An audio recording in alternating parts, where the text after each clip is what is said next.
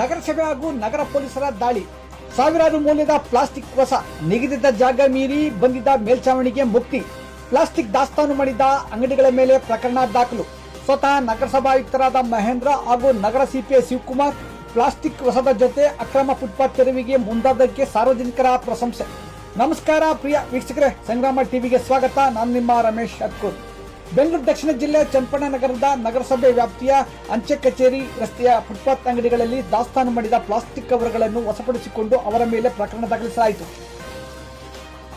Footpath ಅಂಗಡಿಗಳನ್ನು ರಸ್ತೆಗೆ ಹೊಂದಿಕೊಂಡಂತೆ ಇಟ್ಟುಕೊಳ್ಳುವುದರ ಜೊತೆಗೆ ಮೇಲ್ಛಾವಣಿಯನ್ನು ಇಷ್ಟ ಬಂದ ರೀತಿಯಲ್ಲಿ ಅಳವಡಿಸಿಕೊಂಡು ಪಾದಚಾರಿಗಳಿಗೆ, ವಾಹನ ಸವಾರರಿಗೆ ಆಗುತ್ತಿರುವ ತೊಂದರೆ ಅರಿತು ಸ್ವತಃ ಪೌರಾಯುಕ್ತರಾದ ಮಹೇಂದ್ರ ಹಾಗೂ ಸಿಪಿಐ ಶಿವಕುಮಾರ್ ಮುಂದಾದದ್ದು ವಿಶೇಷವಾಗಿತ್ತು.